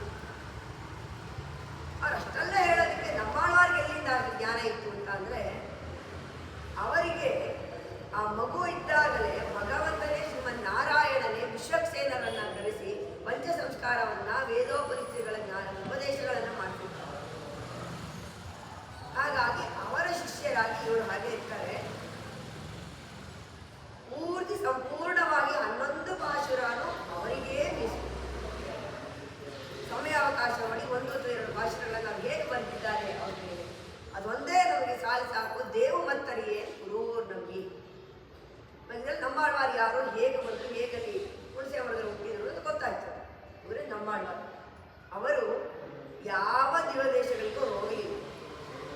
ಆದರೆ ಅವರ ಜ್ಞಾನಕ್ಕೋಸ್ಕರ ಅವರಿಂದ ಹಾಡಲ್ಲಿ ಸಿಗಬೇಕು ಅಂತ ಹೇಳಿ ಎಲ್ಲ ದೇವರುಗಳು ಅವ್ರ ಮುಂದೆ ಹೋಗಿ ನಿಂತರಂತೆ. ನನ್ನ ಬಗ್ಗೆ ಹೇಳು, ನನ್ನ ಬಗ್ಗೆ ಹೇಳು. ದಿವ್ಯ ದೇಶ ಅಂತ ನಾವು ಯಾವುದಕ್ಕೆ ಹೇಳ್ತೀವಿ ಅಂತಂದರೆ, ನಾನು ಹೇಳಿದ 12 ಆಳ್ವಾರಗಳು ಹೇಳಿ, ಈ 12 ಆಳ್ವಾರಗಳು ಯಾವ ಯಾವ ದೇವಸ್ಥಾನಗಳಿಂದ ದೇವರುಗಳ ಬಗ್ಗೆ ಹಾಡಿರ್ತಾರೆ ಅದನ್ನ ದಿವ್ಯ ದೇಶ ಅಂತ ಹೇಳ್ತಾರೆ. 4,000 ಶ್ರೀಸ್ತುತಿಗಳೆಲ್ಲ ಭಗವಂತನಿಗೆ ಸಮರ್ಪಣೆ.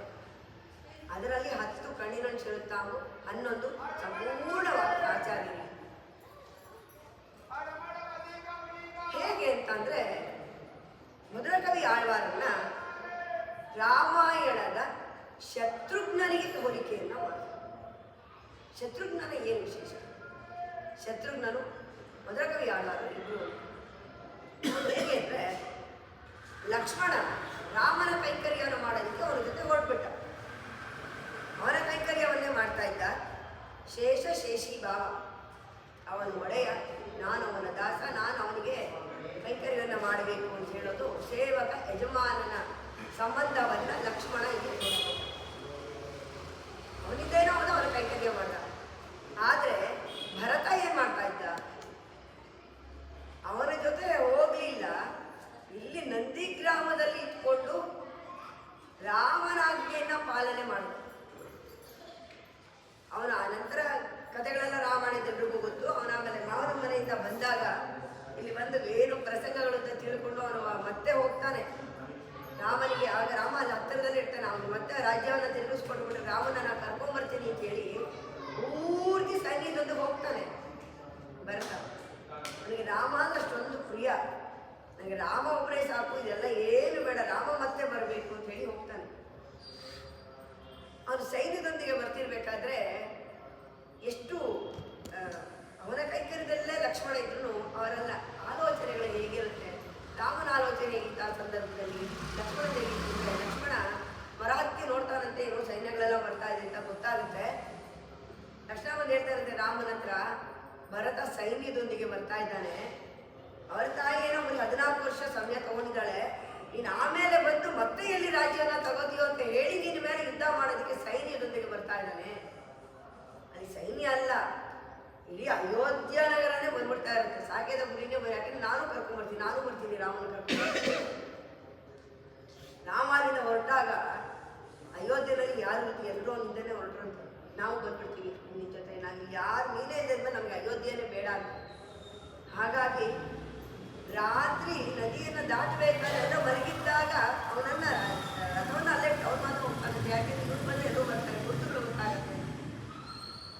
ಅಷ್ಟು ಜನರಿಗೆ ಪ್ರಿಯನಾದವನು ರಾಮ, ಎಲ್ಲರೂ ಬರ್ತಾ ಇದ್ದಾರೆ. ಆದರೆ ಇಲ್ಲಿ ಲಕ್ಷ್ಮಣನಿಗೆ ನೋಡಿದಾಗ ಅವನಂತಾನೆ, ಓ ಸೈನ್ಯ ಸಮೇತ ಬರ್ತಾ ಇದ್ದಾನೆ, ನಿನ್ನ ಮೇಲೆ ಇದಕ್ಕೋಸ್ಕರ ಬರ್ತಾ ಇದ್ದಾನೆ, ಇಲ್ಲಿದ್ದಾನೆ ಬಾಣಗಳನ್ನ ಬಿಟ್ಬಿಡ್ತೀನಿ ಅಂತ ಅಷ್ಟು ಕೋಪ ಲಕ್ಷ್ಮಣನಿಗೆ.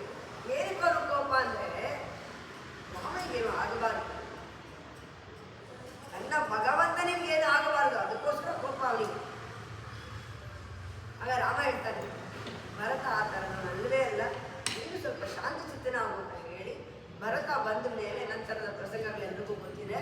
ಅವನು ಕರೀತಾನೆ, ರಾಮ ಮತ್ತೆ ಹೋಗಲ್ಲ, ನಿರ್ವಾಕ್ಯ ಪರಿಪಾಲನೆ ಆಗಿರೋದ್ರಿಂದ ನಾನು ಬರ್ಲಿಕ್ಕೆ ಸಾಧ್ಯನೇ ಇಲ್ಲ ಅಂತ ಹೇಳ್ತಾನೆ. ಪಾದುಕೆಗಳನ್ನು ಅವನು ತಗೊಂಡು ಬರ್ತಾನೆ. ಹಾಗಂತ ಅವನು ಮತ್ತೆ ರಾಜ್ಯಕ್ಕೆ ಹೋಗಿ ಅಲ್ಲಿ ಅರಮನೆಯಲ್ಲಿದ್ದು ಇರೋದಿಲ್ಲ ರಥ. ಪಕ್ಕದಲ್ಲೇ ನಂದಿಗ್ರಾಮದಲ್ಲಿರ್ತಾನೆ. ರಾಮ ಹೇಗೆ ಕಷಾಯ ವೇಷಧಾರಿಯಾದನೋ ಅವನು ಹಾಗೆ ಇರ್ತಾನೆ. ಅವನು ಹೇಗೆ ಹಣ್ಣಂಬಗಳೆಲ್ಲ ತಿಳ್ಕೊಳ್ಳಲ್ಲಿದ್ದಾನೋ ನಾನು ಇಲ್ಲೇ ಇರ್ತೀನಿ ಅಂದ್ರೆ ಹೇಳಿರ್ತಾನೆ.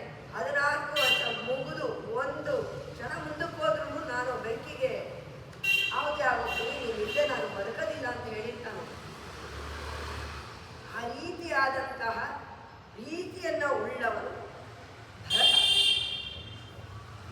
ತನ್ನೆಲ್ಲವನ್ನು ರಾಮನಿಗೆ ಸಮರ್ಪಿಸಿ ಅವನದೇ ಪಾದಕೀಯನ ಸಿಂಹಾಸನದ ಮೇಲಿಟ್ಟು ರಾಮನೇ ಆಳ್ತಾ ಇರೋದು. ಹೇಳಿ ಕಳಿಸ್ತಾನೆ ರಾಮ ಯಾವ ರೀತಿ ರಾಜ್ಯಭಾರವನ್ನು ಮಾಡಬೇಕು, ಏನೇನು ಮಾಡಬೇಕು ಹೇಳಿರ್ತಾನೆ. ಅದೇ ರೀತಿಯಾಗಿ ಅವನ ಮಾತಿನ ಪಾಲನೆಯನ್ನು ಇಲ್ಲಿ ಭರತ ಮಾಡ್ತಾ ಇರ್ತಾನೆ. ಅದಕ್ಕೆ ಅವನ ಭರತಾಳ್ವಾರ ಅಂತಲೇ ಕರೀತಾರೆ. ಇಲ್ಲಿ ಅವನ ಪಾಲನೆಯನ್ನು ಕೇಳುವಂತಹ ಸೇವಕ ಭಾವವನ್ನು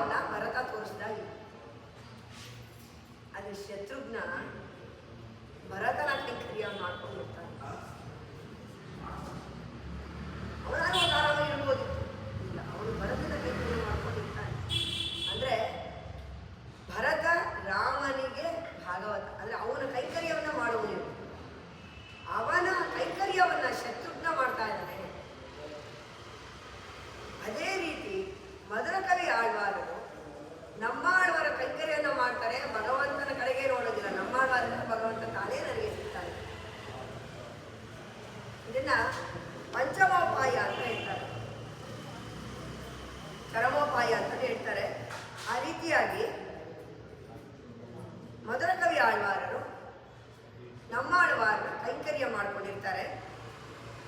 ಅವರಿಗೆ ಆಚಾರ್ಯ ಪ್ರಪತ್ತಿ, ಆಚಾರ್ಯರು ಕೊಟ್ಟಂತಹ ಶ್ರೀಸೂಕ್ತಿಗಳನ್ನೇ ಅವರು ವೈಭವೀಕರಿಸ್ತಾರೆ. ಅವರು ಏನೂ ರಚನೆ ಮಾಡಿದ್ದನ್ನೆಲ್ಲ ತಿಳಿಸ್ಬಿಡ್ತಾರೆ. ನಮ್ಮಾಳ್ವಾರ ಅವರಿಗೆ ವಿಶೇಷವಾಗಿದ್ದು ಅನ್ನೋ ರೀತಿ ಇರ್ತಾರೆ. ಹೇಗೆ ಅಂತಂದರೆ, ಈ ರಾಮಾನುಜನುತಂದಾದಿಯನ್ನು ತಿರುವರಂಗನ್ ತಮ್ಮದನಾರು ಹೇಗೆ ಬರೆದ್ರು, ಪಿಳ್ಳೆಂದಾದಿನ ಕುಮಾರ ವರದಾಚಾರ್ಯ ದೇಶಿಕಾಚಾರ್ಯರು ಹೇಗೆ ಬರೆದ್ರು, ಹೇಗೆ ಅವರಿಗೆ ಸಮರ್ಪಣೆಯನ್ನು ಮಾಡಿದ್ದಾರೋ ಅದೇ ರೀತಿಯಲ್ಲಿ ಮಧುರಕವಿ ಆಳ್ವಾರರು ನಮ್ಮಾಳ್ವಾರರಿಗೆ ಕಣ್ಣಿನುಣ್ ಶಿರುತ್ತಾಂಬನ್ನು ಅವರು ಬರೆದಿದ್ದಾರೆ.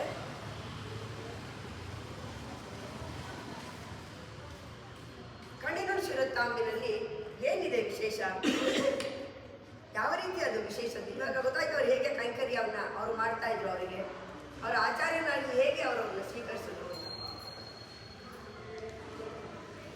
ನಮ್ಮಾಳ್ವಾರರು 4 ವೇದಕ್ಕೆ ಸಮಾನವಾದ ವೇದಂ ತಮಿಳ್ ಶೈದ ಮಾರನ್ ಅಂತ ನಮ್ಮಾಳ್ವಾರನ ಹೇಳ್ತಾರೆ. 4 ಶ್ರೀಸ್ತುತಿಗಳು, ಅವರ ಶ್ರೀಸೂಕ್ತಿಗಳು, ತಿರುವಾಯ್ಮೊಳಿ 1102 ಪಾಶುರಗಳು ಸಾಮವೇದಕ್ಕೆ ಸಮಾನವಾದದ್ದು. ತಿರುವಿರುತ್ತಂ 100 ಪಾಶುರಗಳು ಋಗ್ವೇದ, ತಿರುವಾಶ್ರೀಯಂ 7 ಪಾಶುರ ಯಜುರ್ವೇದ, ಪೆರಿಯ ತಿರುವಂದಾದಿ 87 ಪಾಶುರ ಅಥರ್ವಣ ವೇದ. ಅದನ್ನ ಕೊಟ್ಟಿದ್ದಾರೆ. ಅದರ ಗುಣಗಳನ್ನು ಅದನ್ನೇ ಪ್ರಕಟಪಡಿಸಿ ಅದನ್ನೇ ಎಲ್ಲೆಲ್ಲಿ ಅವರು ದಿವ್ಯದೇಶ ಯಾತ್ರೆಗೆ ಹೋಗ್ತಾರೋ ಅಲ್ಲೆಲ್ಲ ಹಾಡ್ತಾ ಮಧುರಕವಿ ಆಳ್ವಾರ ಇರ್ತಾರೆ. ಈ ರೀತಿಯಾದ ಆಚಾರ್ಯ ಪ್ರಪತ್ತಿಯಲ್ಲಿ ಇರುವಂಥದ್ದನ್ನ ಪಂಚಮೋಪಾಯ ಅಂತ ಹೇಳ್ತಾರೆ. ಯಾವುದದು 4 ಉಪಾಯಗಳು? ಪಂಚಮೋಪಾಯ ಯಾವುದು ಅಂದರೆ ಕರ್ಮ, ಜ್ಞಾನ, ಭಕ್ತಿ, ಪ್ರಪತ್ತಿ. 5ನೇದು ಬಂದು ಆಚಾರ್ಯ ನಿಷ್ಠೆ. ಈ 5 ಉಪಾಯಗಳಲ್ಲಿ ನಾವು ಭಗವಂತನನ್ನ ಪಡೆಯಬಹುದು. ಕರ್ಮ, ಅವನಿಗೋಸ್ಕರ ಮಾಡಂತಹ ಕರ್ತವ್ಯಗಳು, ಜ್ಞಾನ, ಅವನ ಜ್ಞಾನ, ಭಕ್ತಿ, ಪ್ರಪತ್ತಿ, ಭಗವಂತನಲ್ಲಿ ಪ್ರಪತ್ತಿ, ಅವನೇ ಶರಣಾಗತ ರಕ್ಷಕ, ಅವನೇ ಕಾಪಾಡುವುದು. ಅದನ್ನೂ ಮೀರಿ ಇನ್ನೊಂದು ಪಂಚಮೋಪಾಯ ಆಚಾರ್ಯ ನಿಷ್ಠೆ. ನಾವು ಗುರುವನ್ನ ಪಡೆದರೆ ಭಗವಂತ ಹೇಗೆ ನಮಗೆ ಸಿಕ್ಕೇ ಸಿಗ್ತಾನೆ, ದೇವು ಮತ್ತರಿಗೆ ಗುರು ನಮಗೆ ಅನ್ನೋದನ್ನ ಚರಮೋಪಾಯ ಅಂತ ಹೇಳ್ತಾರೆ. ನಾವು ಆಚಾರ್ಯರನ್ನ ಆಶ್ರಯಿಸಿ ಭಗವಂತನನ್ನ ಪಡೆಯೋದು, ಅದಕ್ಕೆ ಚರಮೋಪಾಯ ಅಂತ ಹೇಳ್ತಾರೆ. ಈ ರೀತಿ ಅವರ ಕೃತಿಗಳನ್ನ, ಅವರ ಶ್ರೀಸ್ತುತಿಗಳನ್ನ ಹಾಡಿಕೊಂಡು ಅದನ್ನೇ ಹಾಡಿನ ರೀತಿಯಲ್ಲಿ ಹೇಳ್ತಾ ಎಲ್ಲ ಕಡೆ ಪ್ರಚುರಪಡಿಸ್ತಾ ಇರ್ತಾರೆ. ಒಂದು ತಮಿಳುನಾಡಿನಲ್ಲಿ ಆಗಿನ ಕಾಲದಲ್ಲಿ ಪಾಂಡ್ಯ ದೇಶದಲ್ಲಿ ಒಂದು ಪದ್ಧತಿ ಇರುತ್ತೆ, ಇಂತಹದೇ ತಮಿಳ ಕೃತಿ ಅತ್ಯುತ್ತಮ ಅಂತ ಹೇಳಿ. ಅದನ್ನ ಮೀರಿನ್ಯಾವುದೋ ಒಂದು ಕೃತಿ ಇದೆ ಅನ್ನೋದಾದರೆ ಅದನ್ನ ಪ್ರಸ್ತುತಪಡಿಸಬೇಕು, ತೀರ್ಮಾನ ಆಗಬೇಕು. ಯಾರಿಂದ ತೀರ್ಮಾನ? ಪಾಂಡ್ಯರಾಜನಿಂದ ತೀರ್ಮಾನ ಆಗಬೇಕು. ಅದಕ್ಕೆ ಒಂದು ರೀತಿಯಾದಂತಹ ಒಂದು ಕಟ್ಟುನಿಟ್ಟನ್ನು ಇಟ್ಟಿದ್ರು. ಹೇಗೆ ಅಂದರೆ, ಅಲ್ಲಿ ಊರ್ಧಾನಿ ಕೊಳಂ ಅಂತ ಹೇಳ್ಬಿಟ್ಟು ಒಂದು ಕೊಳ,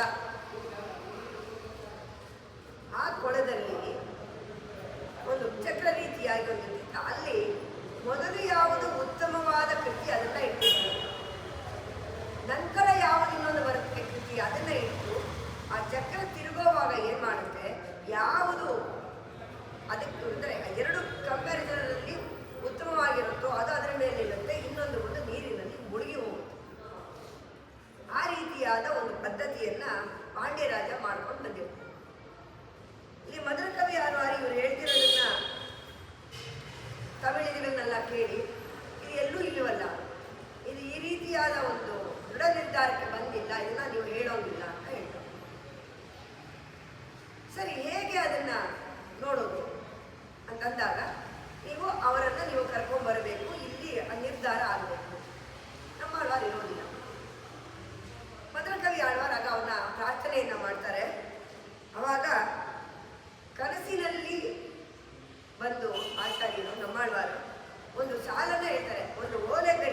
ಆ ಸಾಲನ್ನು ಅಷ್ಟೂ ಬೇಕಿಲ್ಲ, 1,000 ಪೂರ್ತಿ ಬೇಕಿಲ್ಲ, ಎಷ್ಟು ಹೇಳಿದ ತಿರುವಾಶಿಗೆ ಇದೆಲ್ಲ ಏನೂ ಬೇಕಿಲ್ಲ.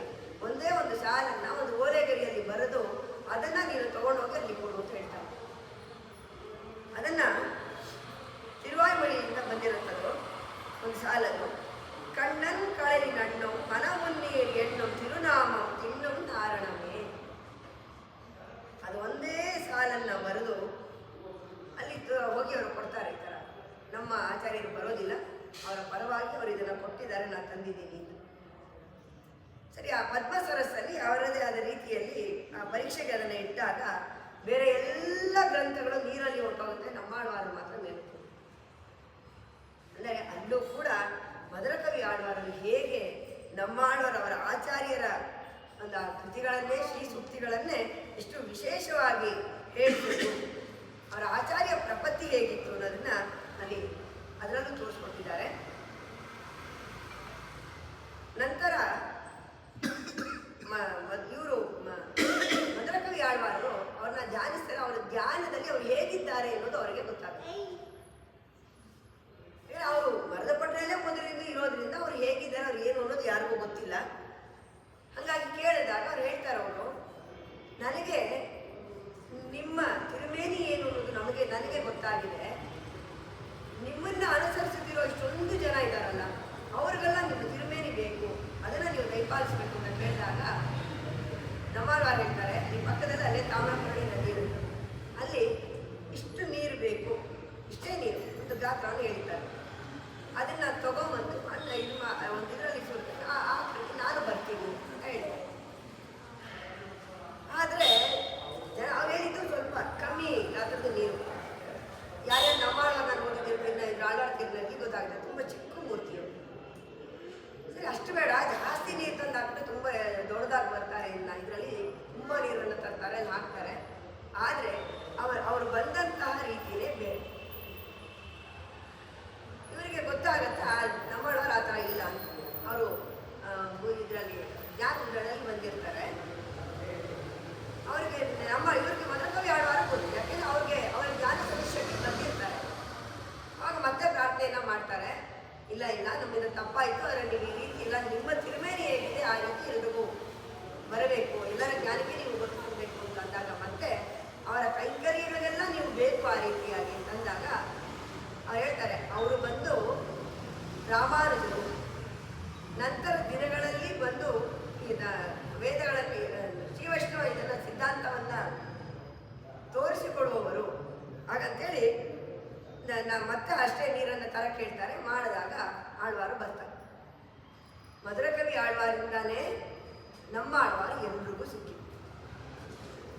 ಅಲ್ಲಿ ಅವರಿಗೆ ಅರ್ಚನೆಗಳನ್ನೆಲ್ಲ ಮಾಡ್ತಾ ಅವರನ್ನು ಪೂಜಿಸುತ್ತಾ ಮಧುರಕವಿ ಆಳ್ವಾರು ಅವರದೇ ಕಾಲವನ್ನು ಮುಗಿಸ್ತಾರೆ.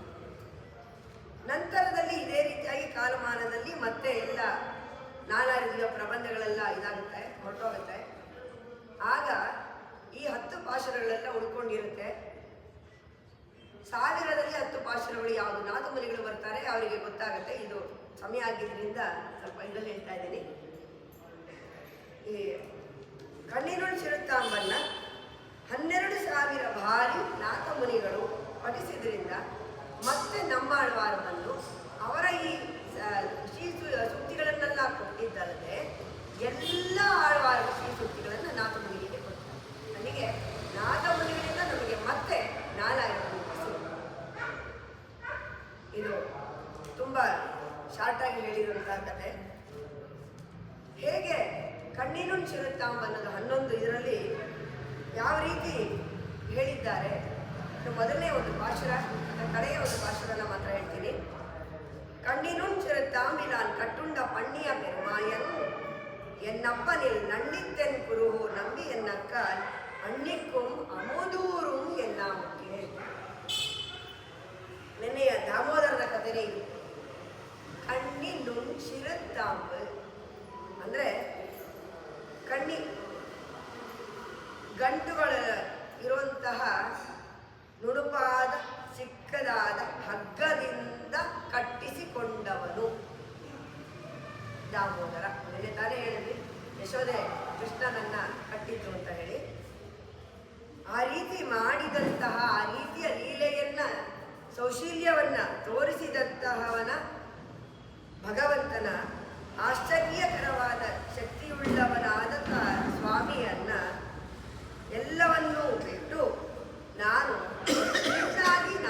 ಆಳ್ವಾರನನ್ನೇ ನಾನು ಆಶ್ರಯ ಮಾಡ್ತೇನೆ. ಹೇಗೆ ನಾನು ಅವರ ಆಶ್ರಯನ ಮಾಡ್ತೀನಿ ಅಂತಂದ್ರೆ ಸದಾ ಕಾಲ ಅವನೇ ನನ್ನ ನಿರ್ವಾಹಕ.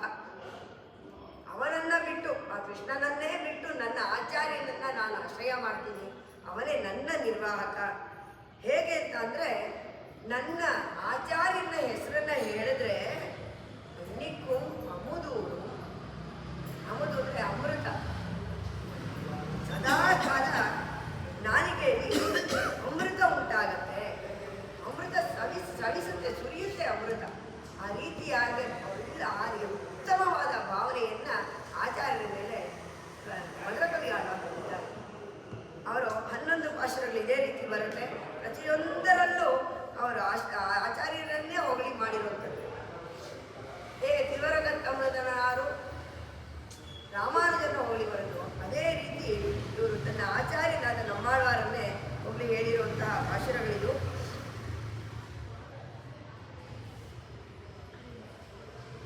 அயனன்னாயிலும் பாங்கல்லராயிலும் செயல் நன்னாக திருத்தி பணிகொள்வான் புயல் நின்னார் பழிச்சோறு குருகூர் நம்பி முயல் இன்னே உந்தன் மொய்களர் கண்மையே அன்பன் தன்னை அடைந்தவர்கெல்லாம் அன்பன் தென் குருகூர் நகர் நம்பிக்கு அன்பனாய் மதுர கவி சொன்ன சொல் நம்புவார்ಪದಿ ವೈಗುಂಧಂ ಕಾಣಿಯೇ ಎಲ್ಲ ಹೇಳಿ ನಂತರದಲ್ಲಿ ಇವರು ಹೇಳ್ತಾರೆ, ಯಾರು ಭಕ್ತರಲ್ಲಿ ಕೃಪೆಯುಳ್ಳ ಭಗವಂತನನ್ನ ಎಲ್ಲವನ್ನು ಆಶ್ರಯಿಸಿ, ಅಂದ್ರೆ ಯಾರು ನಮ್ಮಾಳ್ವಾರು, ಹೇಗೆ ಅವನನ್ನ ಆಶ್ರಯಿಸಿ ಆಶ್ರಯಿಸಿದಂತಹ ಕುರುಹೂರಿನ ಪ್ರಸಿದ್ಧನಾದಂತಹ ನಮ್ಮಾಳ್ವಾರ್ ಕುರುಹೂರನ್ನ ಆಶ್ರಯಿಸಿದವರಿಗೆ ವೈಗುಂಧ ಖಂಡಿತ ಕಟ್ಟಿಟ್ಟು ಬುದ್ಧಿ. ಎಲ್ಲರೂ ಭಗವಂತ ನಾಮಸ್ಮರಣೆ ಮಾಡಿದ್ರೆ ವೈಕುಂಠ ಸಿಗುತ್ತೆ ಅಂತ ಹೇಳ್ತಾರೆ. ಆದರೆ ಇಲ್ಲಿ ಅವ್ರು ಹೇಳ್ತಾರೆ, ಆಚಾರ್ಯನನ್ನ ನಮ್ಮಾಳ್ವಾರನ್ನ ನಾವು ಸ್ಮರಣೆಯನ್ನ ಮಾಡಿದ್ರೆ ಇವರು ಹೇಳಿರುವಂತಹ ಮಧುರಕವಿ ಆಳ್ವಾರ್ ಹೇಳೋದಕ್ಕೆ ವೈಗುಂಧಂ ಕಾಣ್ತೀನಿ. ಈ 11 ಪಾಶುರವನ್ನ ಹೇಳಿದ್ರೇನೆ 12,000 ಬಾರಿ ಹೇಳಿದ್ರೆ 4000 ಬಂದೇ ಬರುತ್ತೆ ಹೊರತು ಇವತ್ತಿಗೂ ಆ ಪ್ರಪತ್ತಿ ನಮ್ಮಲ್ಲಿದೆ. ಈ ರೀತಿಯ ಚರಮೋಪಾಯವನ್ನ ಸುಲಭವಾಗಿ ನಮಗೆ ತೋರಿಸ್ಕೊಟ್ಟಿದ್ದಾರೆ ಮಧುರಕವಿ ಆಳ್ವಾರ್. ಈ ಪಾಶುರವನ್ನ ಗೋದೆ ನಮ್ಮಾಳ್ವಾರಿಗೆ ಸಮರ್ಪಣೆಯನ್ನ ಮಾಡಿದ್ದಾಳೆ. ಶಿರಿವೀಡು ಪೆರಿವೀಡು ವೀಡುಮಿನ್ ಮುತ್ತವನ್ ಅವರ ಪಾಶುರ. ಅವರ ಎಲ್ಲ ಪಾಶುರಗಳಿಗೆ ಮಂಗಳಾಶಾಸನವನ್ನ ಮಾಡ್ತಾ, கீழ்வானம் வெள்ளன் நேருமை சிறுவீடு நெய்வான் பரந்தனகாள் உள்ள பிள்ளைகளும் போவான் போகின்னாரை போகாமல் காத்து உன்னை கூவான் வந்து நின்னோம் போது கலமுடைய பாவாய் எழுந்திராய் பாடிப்பறை கொண்டு மாவாய் பிளந்தானை மல்லரை மாட்டிய தேவாதி தேவனை சென்று நாம் சேவித்தால் ஆவாவின் ஆராய்ந்தருளே